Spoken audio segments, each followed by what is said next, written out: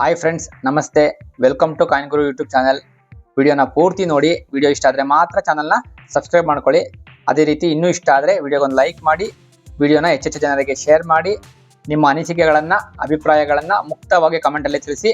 ಎಲ್ಲವಕ್ಕೂ ನಾನು ಸಾವಧಾನವಾಗಿ ಆನ್ಸರ್ ಮಾಡ್ತೇನೆ, ಸಮಯ ತಗೊಂಡು. ಈಗ ಇವತ್ತಿನ ವಿಷಯಕ್ಕೆ ಬಂದ್ಬಿಡೋಣ. ನೀವೇನು ನನ್ನ ಕೈಯಲ್ಲಿ ನೋಡ್ತಾ ಇದ್ದೀರಾ, ಇದು ₹1 ಸ್ಟೈನ್ಲೆಸ್ ಸ್ಟೀಲ್ನ ನಾಣ್ಯ. ನೋಡಬಹುದು, ಈ ಥರದ ನಾಣ್ಯಗಳನ್ನು ನಾವೆಲ್ಲ ಬಳಸಿರ್ತೀವಿ, ನೀವು ಕೂಡ ಬಳಸಿದ್ದೀರಾ. ಇವಾಗಲೂ ಕೂಡ ಈ ನಾಣ್ಯಗಳು ಚಲಾವಣೆಯಲ್ಲಿರುವಂಥದ್ದು. ಅದರಲ್ಲಿ ಏನು ವಿಶೇಷತೆ ಇದೆ? ₹1 ನಾಣ್ಯಕ್ಕೆ ಇಷ್ಟೊಂದು ಬೆಲೆನಾ, ಹಾಗೆ ಹೀಗೆ ಅಂತ ನೀವು ಅನ್ಕೊಂಡಿರ್ಬೋದು. ಖಂಡಿತವಾಗ್ಲೂ ಇದರಲ್ಲೊಂದು ವಿಶೇಷತೆ ಇರುವಂಥದ್ದು.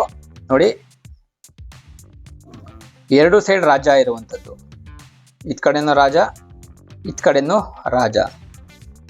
ಇದನ್ನ ಲಾಕಿ ಎರರ್ ಅಂತ ಕರೀತಾರೆ ಹಿಂದಿಯಲ್ಲಿ. ಲಾಕಿ ಅಂದ್ರೆ ಏನಂದ್ರೆ ಲಕ್ಷ್ಮಿ ಅಂತ.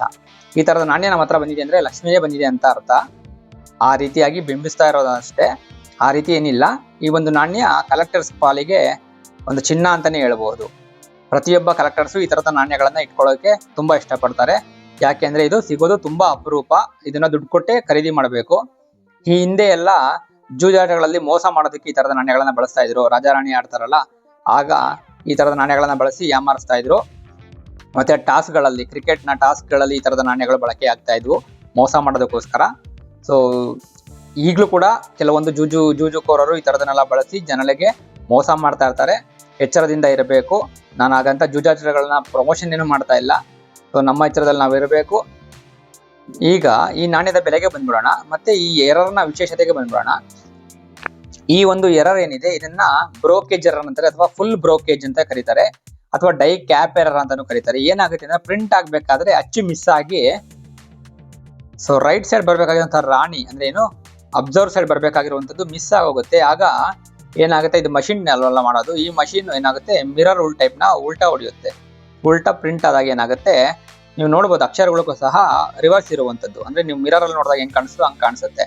ಅದರ ಅರ್ಥ ಬೇರೆ ಕಾಯಿನಿಗೆ ಬರ್ಬೇಕಾದ್ರೆ ಈ ಕಾಯಿನಿಗೆ ಬಂದ್ಬಿಟ್ಟಿರುತ್ತೆ ಅಚ್ಚು. ಇದು ಫ್ರಂಟ್ ಬರ್ಬೇಕಾಗಿರುತ್ತಲ್ಲ, ಈ ಬೇರೆ ಕಾಯಿನಿಗೆ ಬ್ಯಾಕ್ ಹೋಗ್ಬೇಕಾದ್ರೆ ಫ್ರಂಟ್ ಬಂದಾಗ ಏನಾಗುತ್ತೆ ಅಂದ್ರೆ ರಿವರ್ಸ್ ಬರುತ್ತೆ. ಸೊ ನೀವು ನೋಡ್ತಾ ಇದ್ರೆ ಎಷ್ಟು ಸ್ಪಷ್ಟವಾಗಿರುವಂತದ್ದು. ಹಿಂದೆ ಎಷ್ಟು ಸ್ಪಷ್ಟ ಆಗಿಲ್ಲ, ಹಿಂದೆ ಏನಿದೆ ಈ ರಿವರ್ಸ್ ಸೈಡ್ ಅಷ್ಟು ಸ್ಪಷ್ಟ ಆಗಿರಲಿಲ್ಲ, ಬಟ್ ಕ್ಲಿಯರ್ ಆಗಿ ಗೊತ್ತಾಗ್ತಾ ಇದೆ. ಇದೊಂದು ಬ್ರೋಕೇಜ್ ಕಾಯಿನ್ ಅಂತ ನೋಡ್ಬೋದು, ಎಷ್ಟು ಸಖತ್ತಾಗಿದೆ ಕಾಯಿನ್ ಅಂತ.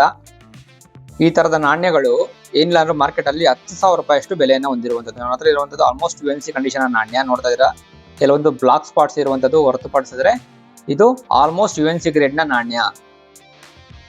ಸೊ ನಿಮ್ಮ ಹತ್ರ ಯಾರ ಹತ್ರ ಆದ್ರೂ ಈ ತರದ ಡಿಫ್ರೆಂಟ್ ಟೈಪ್ ನ ಎರರ್ನ ನಾಣ್ಯಗಳು ನಿಮ್ಮ ಹತ್ರ ಇತ್ತು ಅಂದ್ರೆ, ಯಾವ ತರದ ಎರರ್ಗಳಿದಾವೆ, ನಿಮ್ಮ ಹತ್ರ ಏನಾದ್ರು ಲಾಕಿ ಎರರ್ನ ನಾಣ್ಯ ಇದೆಯಾ, ಅಥವಾ ನೀವು ಯಾವತ್ತಾದ್ರು ನೋಡಿದ್ರೆ ಈ ತರದ ನಾಣ್ಯಗಳನ್ನ, ಈ ತರದ ಇನ್ನೂ ಹೆಚ್ಚು ಡಿಫ್ರೆಂಟ್ ಟೈಪ್ ಆಫ್ ಎರರ್ ನಾಣ್ಯಗಳಿಗೋಸ್ಕರ ನಮ್ಮ ಚಾನಲ್ನ ಸಬ್ಸ್ಕ್ರೈಬ್ ಆಗಿ.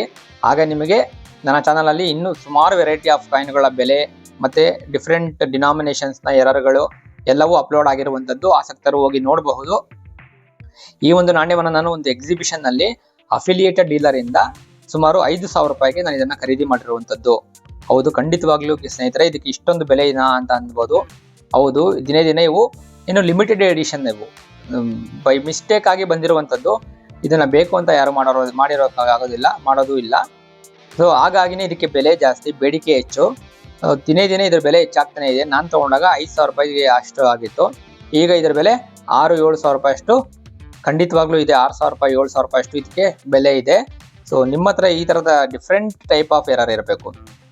Normal shifting error, die crack error ಇತ್ತು ಅಂದ್ರೆ ಅದಕ್ಕೆ ಅಷ್ಟು ಬೆಲೆ ಇರೋದಿಲ್ಲ. ಈ ತರದ ಲಾಕಿ ಎರರು, ಮತ್ತೆ ಇಂಡೆಂಟ್ ಎರರು, ಆಫ್ ಇಂಡೆಂಟ್ ಎರರು, ಮತ್ತೆ ಕಮೆಮರೇಟಿವ್ ಕಾಯಿನ್ಗಳಲ್ಲಿ ರೊಟೇಷನ್ ಎರರು, ಈ ತರದ ಏನಾದ್ರು ಇತ್ತು ಅಂದ್ರೆ ಕಾಮೆಂಟ್ ಅಲ್ಲಿ ತಿಳಿಸಿ. ಅದರ ಬೇಡಿಕೆ ಮತ್ತೆ ಬೆಲೆ ಇತ್ಯಾದಿಗಳನ್ನು ನಾನು ತಿಳಿಸ್ತೇನೆ. ಈ ₹1 ನಾಣ್ಯದ ವಿಡಿಯೋ ನಿಮಗೆ ಯಾವ ರೀತಿ ಅನ್ನಿಸ್ತು ಅಂತ ದಯವಿಟ್ಟು ಕಾಮೆಂಟ್ ಅಲ್ಲಿ ಸಂಕ್ಷಿಪ್ತವಾಗಿ ಬರೆಯಿರಿ.